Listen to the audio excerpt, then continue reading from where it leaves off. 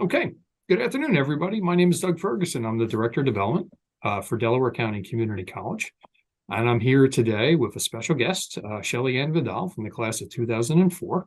And we're going to talk to you for a few minutes about her experiences here at the college, as well as an exciting new project that she has to share with everybody. So good afternoon, Shelley. How are you today?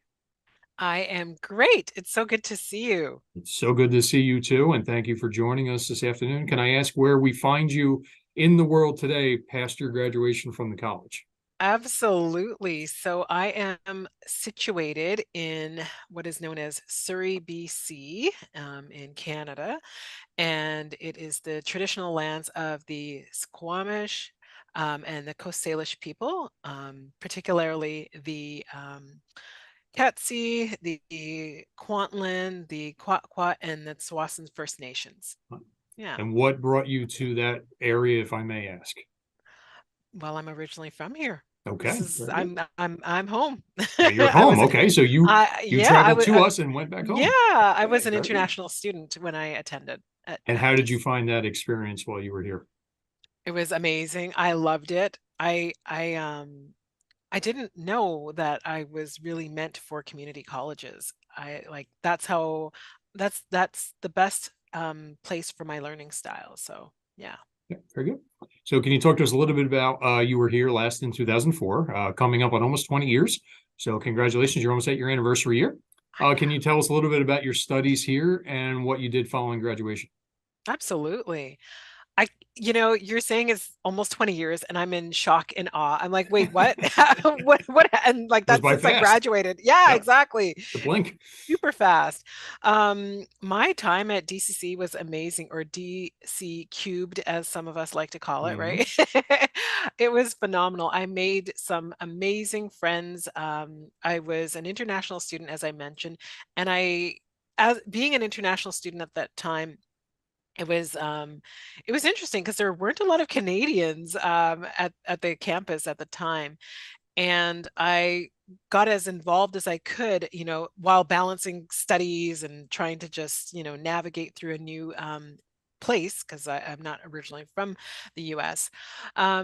So I actually, one of the cool things that I participated in was the drama production, Mhm. When Your Pfeiffer's People, I believe was the name of the production, and it was a lot of fun. So I was able to exercise some of my acting chops, one may say. That's not what I currently do, but well, actually, maybe a little bit because I'm an instructor now, so I guess I can infuse a little of my acting skills in the There you classroom. go. But Okay. Yeah, while yeah. you're talking, I was just looking to see one of the things I've been at the college now almost 14 years. And I came from Washington University, which is down the road, traditional four-year school. But I was very surprised when I got here about a month in. We have a very robust international student program from all over.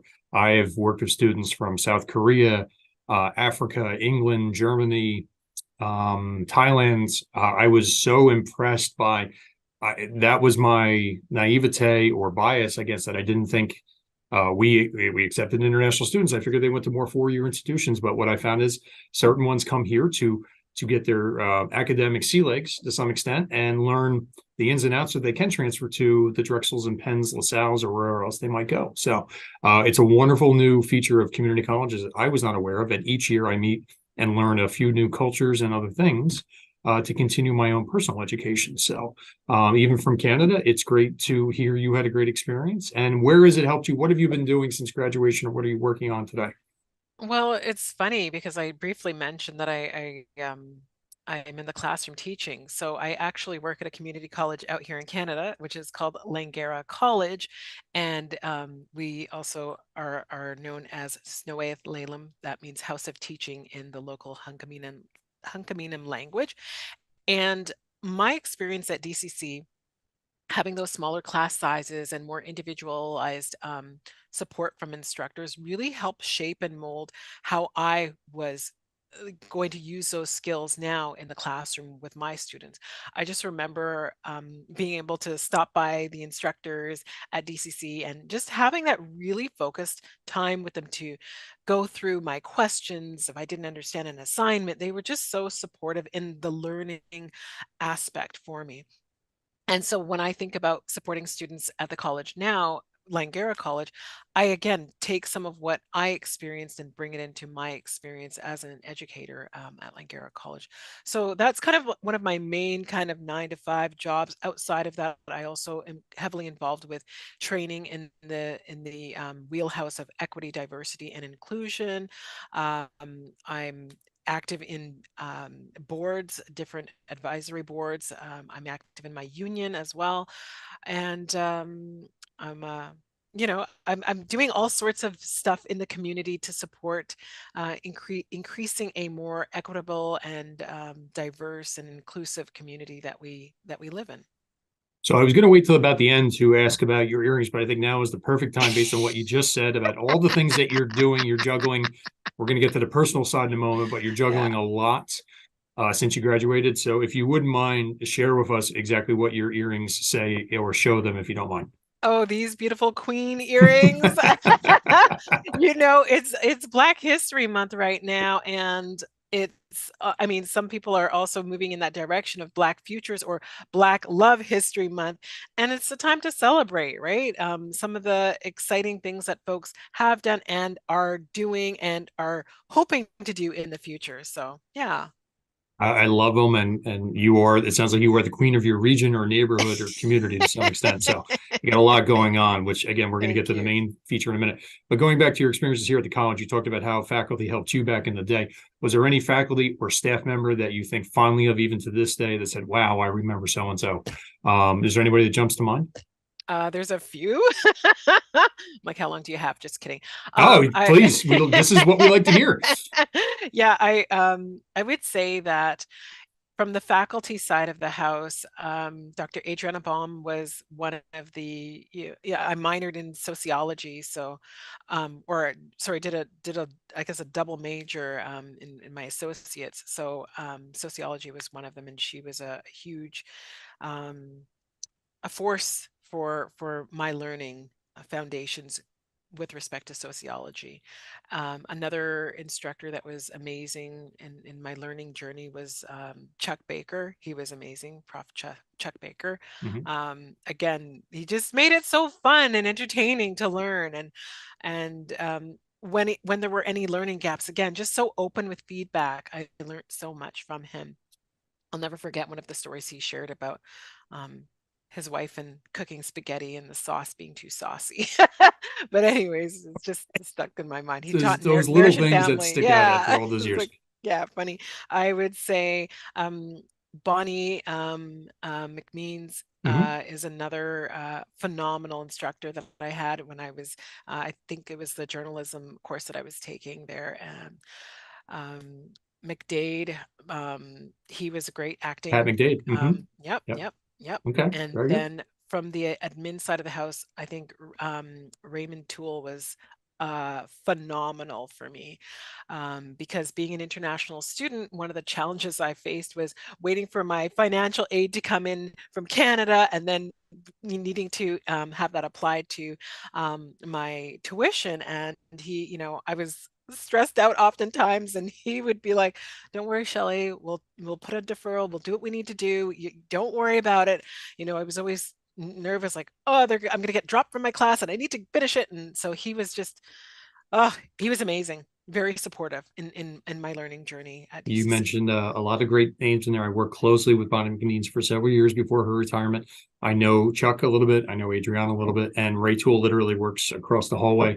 And you have a great list there that had helped you. So kudos to you. You really found some of our best and brightest at the time you were here. So the main reason I want to talk to you today, you and I talked in the winter. You had a new project you were just launching, and I'd like to talk a little bit more about that. You recently I guess, turn passion into an action. And I'd love for you to talk a little bit about that. Absolutely. So Now, and I'm going to pull it up as you talk. thank you so much, Doug.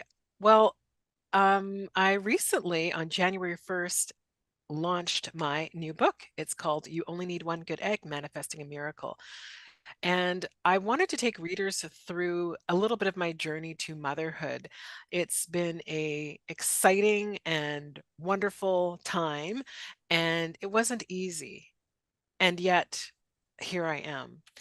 I am a solo parent. I chose to go through IVF to have my beautiful daughter, who's now 16 months old. And I wanted to write and publish my story because I think that it's important for folks to know what the process may look like for some and create awareness of what it's like leading up to becoming pregnant, being pregnant, and then postpartum. What are some of the emotions and feelings that folks sometimes experience? And also acknowledging that my experience may not be everyone's experience through the IVF journey, but I just hope to shed a little light so that whether you are someone going through the process or you know someone, a friend, family member going through the process, it could just give you more insight and potentially more compassion for what that person may be experiencing. So that's a Yeah. little bit, that's how we came to be back in November. I saw it on, I believe, LinkedIn originally, and I want to congratulate you. Writing a book cannot be easy. Writing a personal book, or a personal journey can't be any easier. And I hope you and your daughter really enjoy the experience. And it sounds like she has a wonderful mother. And to do all this, you should be very proud. So congratulations to you both. I'd like to ask a little bit, you talked a little bit about what was the main reason to write this, or have you written before? I don't remember we talked about that. So this is your first book. This is my first book, Okay. and I would say, I say this to folks when I speak about it. I never in my wildest dreams thought I would become an author, a published author at all. Going back to when one of your previous questions about faculty or staff or Mhm. anyone who's shaped my life or made an impact in my life while at DCC, I've also forgot to mention Elizabeth Butts. She was an English instructor that I had, and she helped me understand the mechanics of writing because, truth be told, I was always a numbers person. I thought I would go into teaching maybe math or go into engineering. I loved numbers, they made sense to me. And the whole writing process didn't make sense to me. I didn't understand the mechanics of it. Although English is my first language, I just didn't connect the dots. And when I went into her classroom, she just made it all make sense. And I was like, oh, there's logic to this. And so that also set the foundation for me being able to become a strong writer. Um, Part of the reason why I wanted to write this book was because I wanted to also have the opportunity to share this so that when my daughter gets older, she could really understand what I went through to bring her into this world and how much I really longed to be a mother. And I thought it was important because all too often as kids get older and then they become young adults, we don't really understand what it was like for our parents before or leading up to that journey to parenthood. So I wanted to create a little bit of a gift for her for when she gets older. Very nice.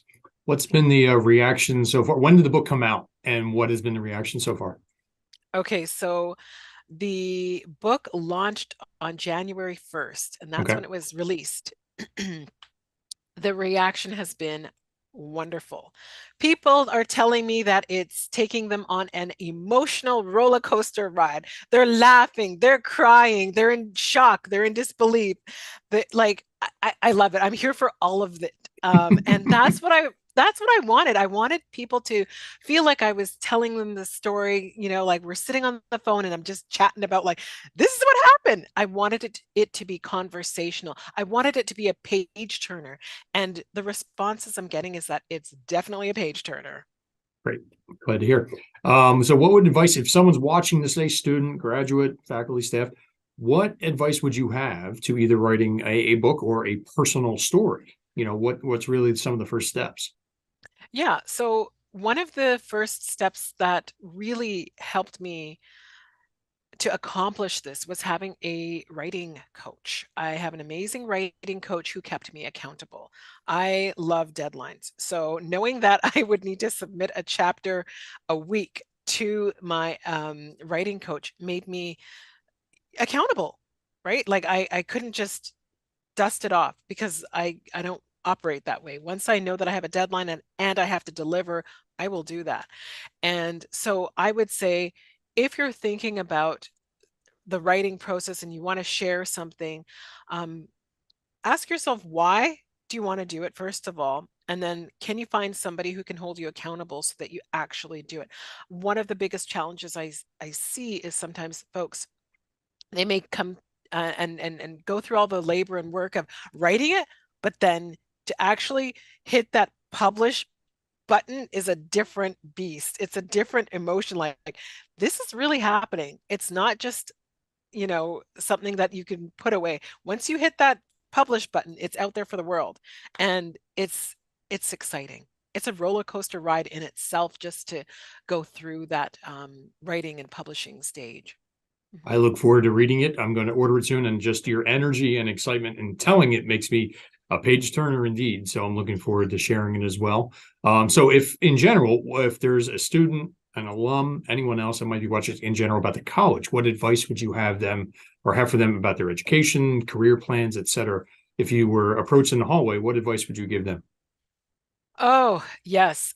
This is the advice that I shared with my younger siblings after like graduating from DCC, is take the opportunity to connect with folks, with the DCC community, whether it's other students, whether it's the faculty, whether it's the staff. Connect with them, build those relationships, authentic, true relationships. That's how you're going to maximize your time at DCC. Get involved in the clubs and activities on campus, whether it's attending seminars or having, whatever events are going on, get involved. And I know one of the challenges that often happens when you're at a commuter college like where I work is you're balancing that idea of like jumping into the campus to do your studies and then going home because you gotta, do your paper, or you're in the campus and then you gotta jet to work or whatever it is. There's that competing um, um, things for time, but at the same time, recognize the power of the network within the DCC community and tap into it because they're there at the disposal of your fingers. I'm going to stop my share for a second, but I'm nodding in agreement with everything that you're saying. In almost 14 years here, networking, friendships, whatever you want to call it, you learn, I believe, you learn almost as much in the hallways and in student lounges to an extent as you do in the classrooms. So anybody that watches this, if you're looking to take that leap, I was just with two former student leaders earlier today who actually got engaged on our campus after meeting here for the first time. Wow. So we're doing a story on them down the line, but they took a chance, they got involved in things, and it does advance your education a little bit because you get additional information, additional networks, you might get an inside track into things. So I firmly recommend that if you have an extra 30 minutes while you're on campus, look into something. Could be anything that we offer, and I'm sure you'll find the right fit for you activity wise. So we're about to wrap up, but what is next for you professionally, personally? What do you have to share in that regard? Thank you. What is next? Well, I recently just started um, a executive coaching certificate program. So that's what's going on right now. And my hope is that this opportunity to learn and get my certification in executive coaching will open more opportunities in the future, more doors for me. I don't know what the future completely looks like, but I'm just open to receiving what could be. And I'm open to doing speaking engagements connected to my book or coaching or motivating and inspiring people so that they can really reach their full potential in life. Well, I mean, we've only had about 20 minutes here and a brief phone call before, but you are very engaging, very inspiring, high energy. I think you will have a great, successful career in that once your school is done. So I wish you all the luck with it. On behalf of the college, I want to thank you for taking the time today. We will post the link to your book as well as other details in the YouTube comments. And then we look forward to sharing it with the college community and alumni soon. We want to thank you again for your time, Shelley. And if you are watching this today and have any questions or comments, or you yourself have a story to share, let me know. Reach out to the alumni office and the foundation office, and we will find time for coffee and conversation. Shelley, I want to thank you again. I will turn off the Zoom, and I hope you have a great weekend in the meantime. Thank you so much. I appreciate your time, Thank you. Doug.